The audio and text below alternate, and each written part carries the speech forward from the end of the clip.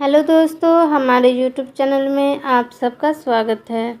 दोस्तों, आज के इस वीडियो में आपको बताएंगे किसी ने क्या खूब कहा है कि जंगल में जो सीधे पेड़ होते हैं वो सबसे पहले काटे जाते हैं और जो टेढ़े मेढ़े तिरछे से पेड़ होते हैं वो सदियों तक जंगल में खड़े रहते हैं।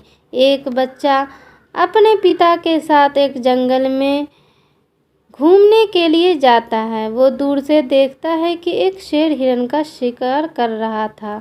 उस बच्चे के मन में यह दृश्य देखकर एक करुणा का भाव उदय होता है।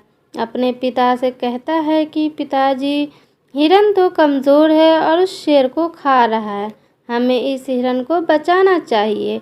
यह सुनकर पिता कहते हैं, लेकिन वो शेर भी तो भूखा है।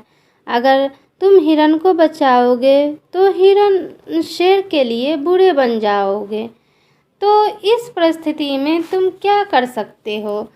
अब यह बात हम सब के लिए सोचने की है कि एक जगह जहाँ किसी का फ़ायदा कर रहे होते हैं, दूसरी जगह किसी का नुकसान कर रहे होते हैं।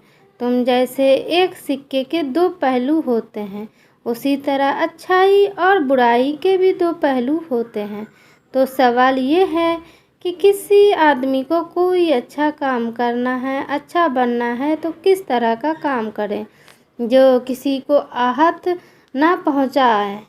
तो आज की जो कहानी है आपको सुनाने वाले हैं, उसमें आपको कर्मों का पूरा ज्ञान मिलेगा कि असल में कर्म क्या है और कर्म अच्छे कर्म क्या होते हैं। इससे पहले कि आप इस कहानी में खो जाएं, इस चैनल को सब्सक्राइब ज़रूर करें तो कर लें। तो चलिए कहानी को शुरू करते हैं। बात उस समय की है जब गुरुकुल में शिक्षाएं हुआ करती थी। मतलब गुरुकुल में बच्चे सीखने के लिए जाते थे, वहीं पर रहते थे, वहीं पर प्रकृति का आनंद लेते थे और वहीं पर अपनी शिक्षा ग्रहण करते थे। ऐसे ही वेणुदेव गांव का आनंद नाम का युवक गुरुकुल में पढ़ाई करने के लिए जाता। उसके माता पिता उसे बचपन में ही उस गुरुकुल में भेज देते थे। गुरुकुल में जाने के बाद वह अपने सहपाठियों के साथ बहुत अच्छी शिक्षा ग्रहण करता है। उसे वहाँ पर जीवन के सिद्धांत सिखाए जाते हैं। इनमें से एक सिद्धांत यह सिखाया जाता है कि हमेशा भलाई का काम करो, अच्छा काम करो, सबकी मदद करो। यह ज्ञान आनंद के दिमाग में बहुत गहरे से बैठ गया था। इसलिए जब वह वापस गुरुकुल से अपनी शिक्षा ग्रहण करके आया तो वह अपने गांव में सबकी मदद करता था, हर किसी का काम करता था। कोई भी युवक उससे कोई काम करने के लिए कहता तो वह मना नहीं करता था। लेकिन जैसे जैसे समय बीतता गया, एक दिन उसने अपने कानों से छुपकर सुना कि गांव के कुछ युवक उसका मजाक बना रहे हैं। वह सब कह रहे हैं कि वो तो फ़ायदा उठाने के लिए है, उसके तो मज़े लो, इसका लाभ उठाओ। जितना हो सके वो किसी से काम को मना नहीं करता। वो दूसरे को काम करने के लिए अपना काम भी छोड़ देता। बताओ कितना मूर्ख है।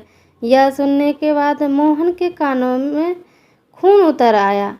निष्पक्ष भाव से सबकी मदद करता था, सच्चे दिल से करता था, लेकिन बदले में उसे यह सुनकर उसका दिल सहम गया और उसने मन ही मन में निश्चय किया कि आज के बाद वह किसी की भी मदद नहीं करेगा। और अब आनंद गांव का ऐसा युवक बन चुका था जो किसी की मदद नहीं करता, चाहे कोई कितनी भी परेशानी में क्यों ना हो। आनंद को कोई फर्क नहीं पड़ता था। आनंद का यह बदलाव देखकर सब गांव वाले आश्चर्यचकित कर रहे थे कि कल तक जो दया का सागर था, उतना दयालु था, कुछ ही समय में इतना निर्दयी कैसे बन गया।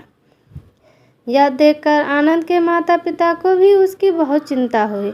उन्होंने अपने बेटे से पूछा कि बेटा, ऐसी क्या बात हो गई है, तुम इतना क्यों बदल गए हो? तो आनंद ने कहा, इस जमाने में किसी की भलाई करके कुछ हासिल नहीं होता। यह बात मैं महसूस कर चुका हूँ। मैंने जीवन में जितनी भी गुरुकुल की शिक्षा ग्रहण की, बहुत सारी शिक्षाएं बेकार चली गई है, वो व्यर्थ हो गई है, क्योंकि यह संसार किसी का नहीं है। अगर सच्चे दिल से कोई किसी को मदद करता है तो उसको बेवकूफ़ समझा जाता है और यह कहते कहते आनंद वहीं पर रोने लगा और उसके बाद आनंद बहुत परेशान रहने लगा। उसके माता पिता पहले वाला आनंद चाहते थे, वह वही आनंद चाहते थे जो सब लोगों की मदद करता था, लेकिन उनका बेटा कहीं दूर निकल चुका था। दिन ब दिन आनंद की हालात और भी गंभीर होती गई। एक ही दिन उनकी माता पिता को पता चला कि पड़ोस से गांव में एक है, इसलिए आनंद के माता पिता आनंद को लेकर उस बुद्ध भिक्षु के पास पहुंचे हैं। जब वह उस गांव के में घुसते हैं तो एक औरत एक बुद्ध भिक्षु को बहुत जला कटा सुना रही थी। उसको कह कर रही थी कि उनके शर्म नहीं आती, भीख मांगने के लिए आ जाते हैं, सुबह सुबह अपना काम तो नहीं करते, दरवाजा पर आकर खड़े हो जाते हैं और पता नहीं ऐसे क्या क्या बातें